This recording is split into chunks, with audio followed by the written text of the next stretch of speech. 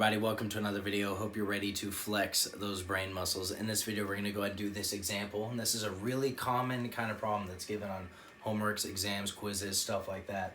So that's why I'm going to go ahead and do it as an example. And I also think it's really good practice just because we have to use sum and difference identities. We have to draw triangles, use Pythagorean theorem, know our definitions for trig functions. It just encompasses so many different aspects of trigonometry. So that's why I think it's really good practice. So let's go and get started. Given cosine alpha equals 1/3. So again, alpha and beta, these are just angles. You can call them A and B or really whatever you want to. But for this problem, I'm calling them alpha and beta, but they're just letters that represent angles. So cosine alpha equals 1/3, and alpha is between 0 and pi/2. So what this really means is what?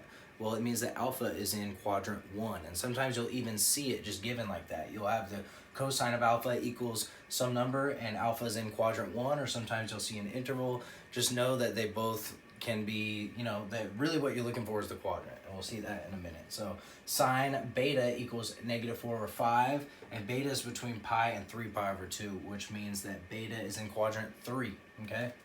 So we're asked to find sine of alpha plus beta and cosine of alpha plus beta. So the cool thing, I think, about this kind of problem is that we don't actually ever need to find alpha or beta. We can still find sine of alpha plus beta and cosine of alpha plus beta without actually even knowing what either of these angles are. So I think that's kind of cool. I don't know. But how we do this is we use our sum identity for sine, which says that sine of alpha plus beta is equal to sine of alpha times cosine of beta, plus sine of beta times cosine of alpha. Sine beta times cosine of alpha. So that is our sum identity for sine. We're also going to use our sum identity for cosine, which says that cosine of alpha plus beta is equal to cosine of alpha times cosine of beta. And since it's plus, we're going to have minus here. I always remember that cosine does the opposite. Sine does the same, cosine does the opposite as far as the plus and minus. So cosine alpha times cosine beta minus sine alpha times sine beta. So these are our formulas, our identities, whatever you want to call them, for sine and cosine. This is exactly what we're going to use to solve this problem. We really don't need to, again, we don't need to find alpha and beta. We just need to know sine and cosine of alpha and sine and cosine of beta. We're already halfway there because we're given cosine of alpha and sine of beta. So what do we need to find? Well, we need to find sine of alpha. So I need to know sine of alpha here. Sine alpha equals what? And then I need to know cosine of beta. Cosine beta equals what? I need to find both of these, and then I'll have all four values that I need to find both of these, okay? So how do we find these? Well, we're given a value for cosine. We're given a quadrant, right? And we can use that to draw a triangle. So let me see, maybe I'll go with a different color. I'll go with a pink here. So I'm gonna draw, let's see, I'll start with alpha. I'll draw alpha. So again, we have quadrant 1. So it's somewhere in here. I'm just gonna draw it right here. This is alpha.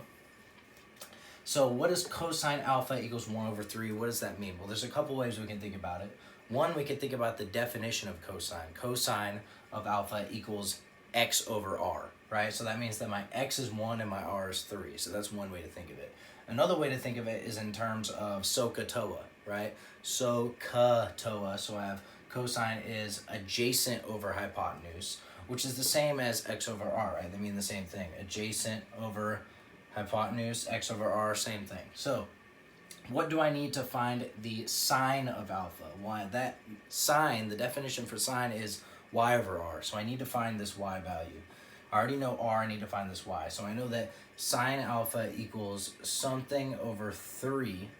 I need to find that numerator. I need to find that y. So how can I do that? Well, this is a right triangle. I have two sides of a right triangle. So Pythagorean theorem. I'm going to use Pythagorean theorem to find that. So I know that 1 squared plus y squared equals 3 squared.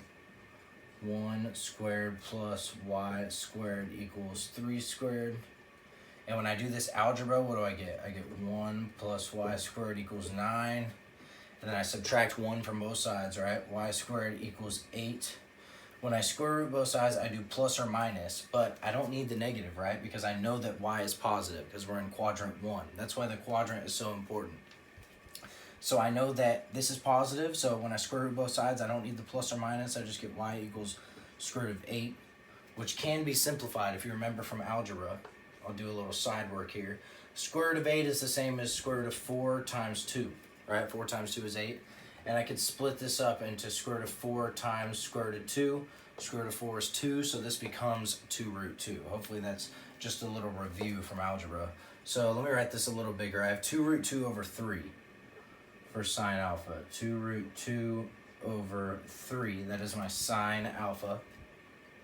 Right, because that's the y over r. That's exactly what I just found. So we're going to use this same process to find cosine beta. I'm going to have to erase this to make room.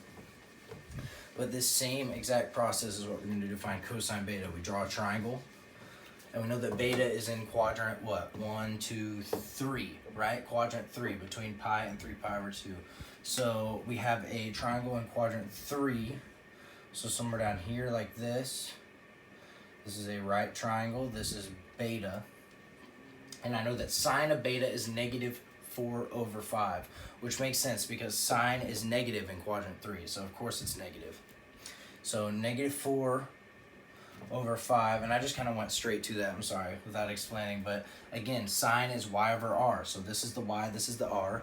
Or you could think of it in terms of opposite over hypotenuse. Either way, okay? Just be real careful labeling it.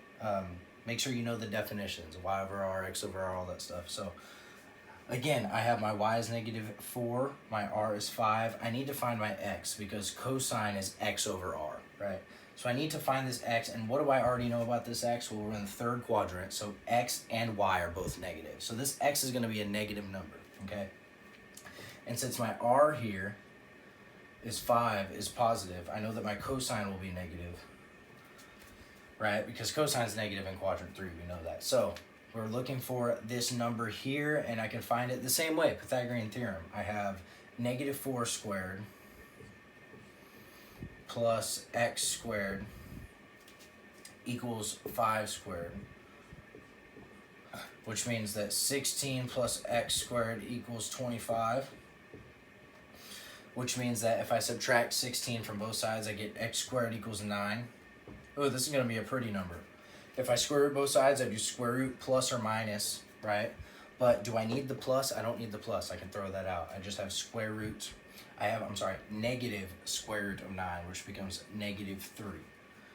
X equals negative 3. And maybe you notice that there's a 4 and a 5 here, and 3, 4, 5 triangles are very common. And if you did notice that, then kudos to you. But I think it's always good to double check by doing this. So again, I kind of went ahead and put my negative there. I'm not sure why I did that, but it's a negative 3. I guess just to remind myself that this is going to be negative. Sometimes people forget at the end. That does actually happen a lot. And they square root both sides, and they just say x equals 3. And they put that. That does happen as a mistake. But now I have everything I need. I have sine alpha, cosine alpha, sine beta, cosine beta. I have everything I need. So I can erase this last work. And now all I have to do is the final algebra. It's the final multiplication and addition and all that fun stuff. So let's see, I have sine alpha plus beta. So let me write this out.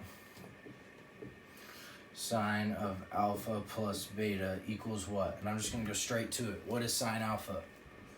2 root 2 over 3 times what is cosine beta? Negative 3 over 5 plus what is sine beta? Negative 4 over 5 times what is cosine alpha? 1 over 3. So when I work this out, I get what? 2 root 2 times negative 3. That's negative 6 root 2. Negative 6 root 2 over what? 15, right? 3 times 5 is 15.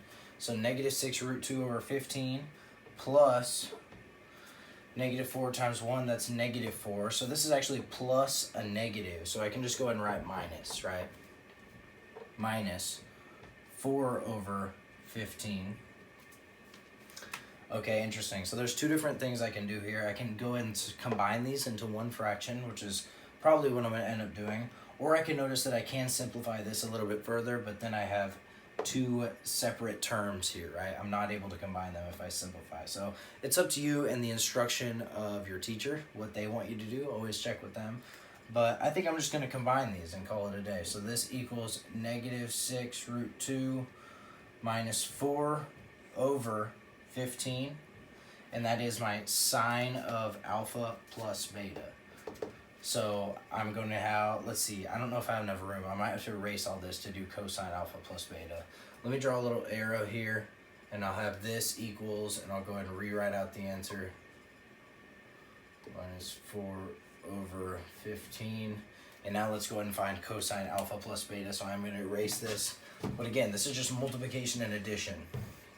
I'm just doing this so y'all can check y'all's answer. Hopefully y'all are ahead of me by now, right?